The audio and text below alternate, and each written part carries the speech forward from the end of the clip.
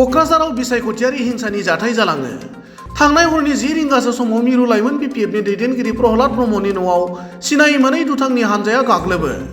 हरनि समाव गाग्लोबनाय जाथायजों इउपिपिएलनि मददगिरिफोरा लोब्बा दं होनना लाइमोन बिपिएफनि दैदेनगिरि प्रहलाद ब्रह्मआ अजद होयो। थामथि खोलोबआव जानो गोनां लकसभा बिसायख'थिनि फोसावदिंनाया मैया बेलासिनि 5 रिंगायाव जोबनानै थांनाय उनाव प्रहलाद ब्रह्मआ बिसायख'थि फोसावदिं खालामखांनानै न'आव फैबायमोन। बेबादि समावनो सिनाय मोनै दुथांनि हानजाया हरनि 10 रिंगासो समाव मिरु लाइमोन बिपिएफनि दैदेनगिरि प्रहलाद ब्रह्मनि न'आव गाग्लोबो होनना बिथाङा फोरमायो। जाथायथिलियाव पुलिसनि हानजाया थांनानै नायबिजिरनाय हाबाखौ जागायो। गुबुन फारसेथिं बे जाथायनि सायाव मिरु लाइमोन बिपिएफनि दैदेनगिरि प्रहलाद ब्रह्मआ पुलिसनो एफआइआर होदों। दिनै मोनाबिलिनि 10 बाजिसोआव इउपिपिएलनि माखासे दुस्थिथिखारि मानसिफ्रा आंनि न'आव फैनानै अन्थाइ खुबैलांदों। ग्लासा बायजोब्बाय, गेटखौबो खुबैबाय, माने बुख्रुबलागाना गालांजोब्बाय, थिङा जिनानै दङ।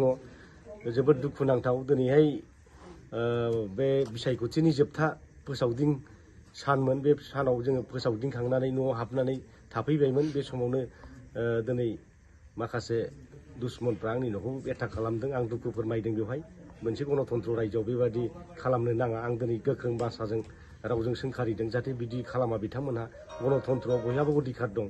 जेखि पार्टि खालामा मानो खालामनो हायो। बिजेपि खालामनो हायो, इउपिपिएल खालामनो हायो, बिपिएफ खालामनो हायो, कंग्रेस खालामनो हायो। बे जाबाय गावबागाव अधिकार। नाथाय बेबादि जोंनि सासे आं जे कर्मी बिपिएफनि आंनि सायाव हामला खालामनाया जोबोद दुखुनांथाव। ओंखायनो बिथांमोना बिदि खालामनाय गोजानाव थानांगौ। आं दिनै पुलिस प्रसासनखौ खावलायगोन जाहाथे बिथांमोना बे दसिफोरखौ जाहाथे गोख्रै हमनानै साजा होयो, जेलाव सोयो। आरो जुदि पुलिस प्रसासना खालामा, निस्सय जोंनि राजनितिक दला बाध्य जागोन आइनखौ आखायाव लानो थाखाय। बिनि थाखायनो ইয়াৰ দ্বাৰাই মই পুলিচ প্ৰশাসনক অনুৰোধ জনাব বিচাৰিছোঁ, অতি শীঘ্ৰে এই দুষ্কৃতিসকলক কৰায়ত্ব কৰে।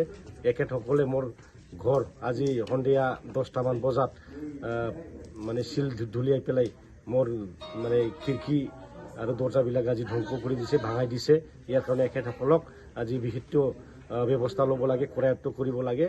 अन्यथा आमार बिपिएफ दले निजाबबियाखै आइनर हाथ लुबोलि बाध्य हूँ। देहायाव माबा मोनसे एटेक मोनदों नामा? देहायाव जेबो एटेक जायाखै। माने खोरखिया बायनानै, ग्लासा बायनानै अन्थाइया सिङाव हाबलांदों, खोरखिया बायलांजोब्बाय। दा बे दुखुनांथाव हाबाफारि बिथांमोनहा मानो जे बिदि खालामदों ना जेनगोनखौ मिथिखाखो ना माखो। गावसोर एनडिएनि बिजाथि जयन्त बसुमतारीखौ जेनखाबाय साननानै जोंनि मावथिफोरनि सायावसो बा आंनि सायावसो बेक्तिगत बिथांमोनहा एटेक खालामबाय। बे जाबाय गणतन्त्रखौ सिफायनाय जादों। बिनिखायनो आं खावलायगोन जाहाथे प्रसासना नांगौ रोखोम राहाफारि जाहाथे लायो।